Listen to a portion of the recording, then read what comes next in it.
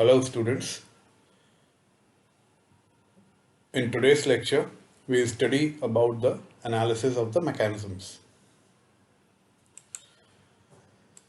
Analysis of a mechanism is the study of motions and forces concerning their different parts. The study of velocity analysis involves determining the linear velocities of various points on different links of a mechanism as well as angular velocities of the links. The velocity analysis is the prerequisite of acceleration analysis, which further leads to force analysis of various links of a mechanism. To facilitate such study, a machine or mechanism is represented by a skeleton or a line diagram, commonly known as configuration diagram. Something like this. Velocities and accelerations in machines can be determined either analytically or graphically. With the availability of calculators and computers, it has become convenient to make use of analytical methods. However, the graphical analysis is more direct and accurate to an acceptable degree and thus cannot be neglected. There are two methods of graphical approach, namely relative velocity method and instantaneous center method, as shown here. Before we move ahead in this topic, we should understand few basic concepts. As we are going to study relative motion or relative velocity method, so we should first understand what is absolute motion and what is relative motion. Strictly speaking, all motions are relative since an arbitrary set of axes or planes is required to define a motion. Usually, the Earth is taken to be fixed reference plane and all motions relative to it are termed absolute motions. Suppose if a train moves in a particular direction, the motion of the train is referred as the absolute motion of the train or the motion of the train relative to the Earth. Now suppose a man moves inside the train, then the motion of the man will be described in two ways with different meanings. First, the motion of the man relative to the train. It is equivalent to the motion of the man assuming the train to be stationary.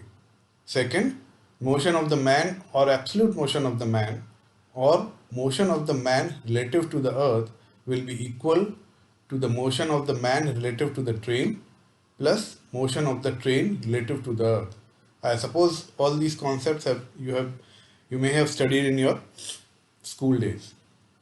Next concept that we need to understand here is of the vectors. Problem relating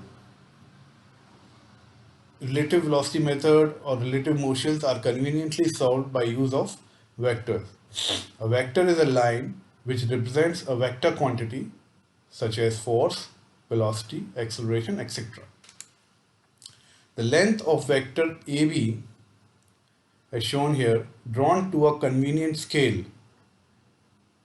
Remember, drawn to a convenient scale represents the magnitude of the quantity, written as small ab. Direction of the line is parallel to the direction in which the quantity acts. The initial end A of the line is the tail and the final end B is the head. An arrowhead on the line indicates the direction sense of the quantity, which is always from tail to head, that is A to B here. If the sense is shown in the figure A, the vector is read as AB. And if the sense is in the opposite direction, then the vector is read as BA. And this implies that AB is equal to minus BA. Vector AB may also represent a vector quantity of B relative to A, such as a velocity of B relative to A. If a body A is fixed, then AB represents absolute velocity of B. If both the bodies are in motion, the velocity of B relative to A means the velocity of B assuming the body A to be fixed for the moment. The vector AB can also represent VBA, meaning the velocity of B relative to A, provided A and B are indicated at the ends or arrowhead is put on the vector. The vector AB represents the velocity of B relative to A, and vector VBA or AB represents the velocity of B relative to A, and VAB or BA vector represents the velocity of A relative to B. Now we shall look at the addition and subtraction of vectors. Suppose we have a vector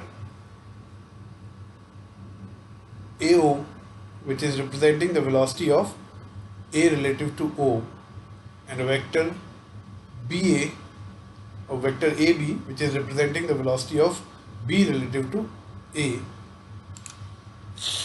and vector BO will be representing the velocity of B relative to O.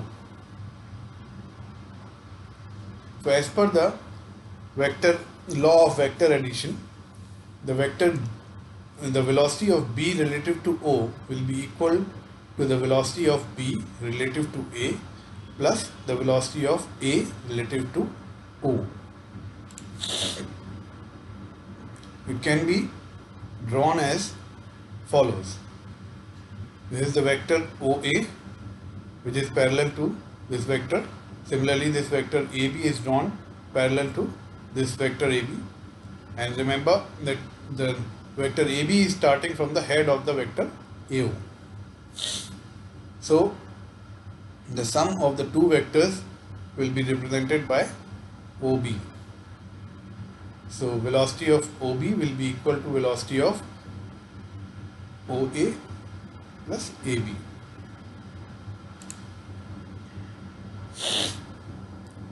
As shown here.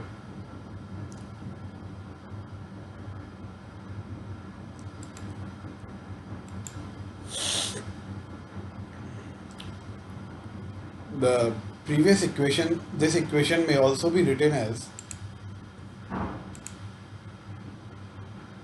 velocity of B relative to A will be equal to velocity of B relative to O minus velocity of A relative to O, as shown here. So now this vector AB is representing the velocity of B relative to O, which will be equal to velocity of B relative to O minus velocity of A relative to O. So this is the subtraction of the vector. Thus, the difference of two vectors is given by the closing side of the triangle, such that the other two sides of which are formed by placing the vectors tail to tail. Here both the vectors are placed tail to tail. The sense being towards the vector quantity from which the other is subtracted. In the previous case, the vectors were joined head to tail, so we were getting addition. The joining side were giving us the addition of the vectors, whereas in case of subtraction, the vectors will be joined tail to tail.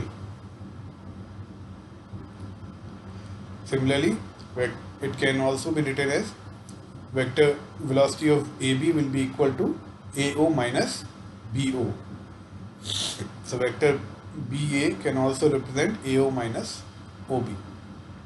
The joint should be tail to tail.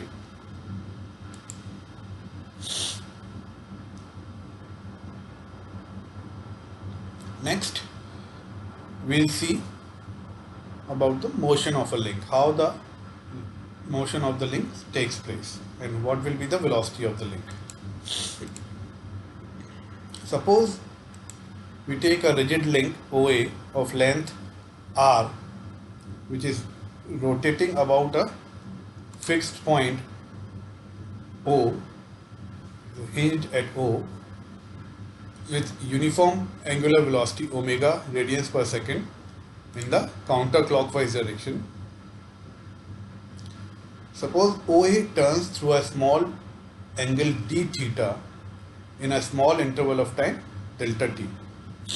Then A will travel along the arc AA dash as shown in the figure.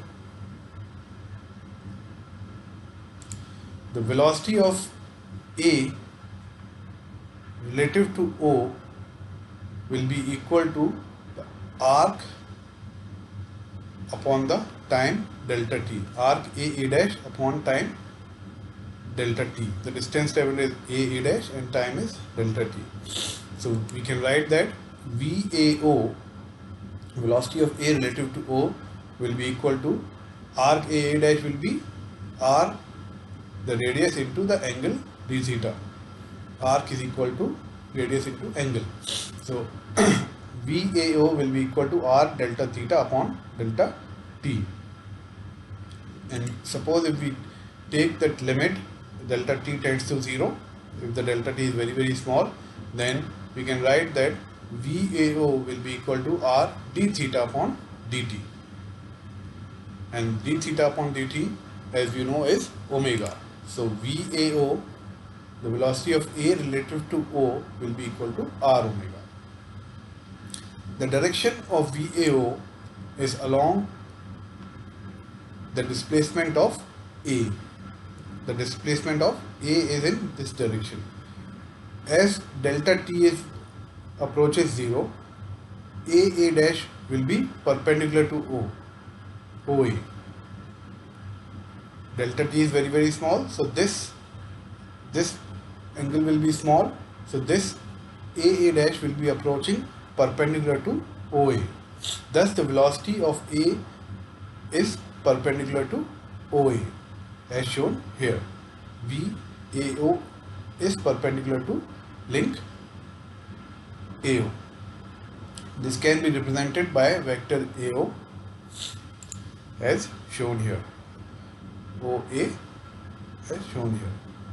The fact that the direction of the velocity vector is perpendicular to the link also emerges from the fact that A can neither approach nor recede from O, and thus the only possible motion of A relative to O is in the direction perpendicular to OA.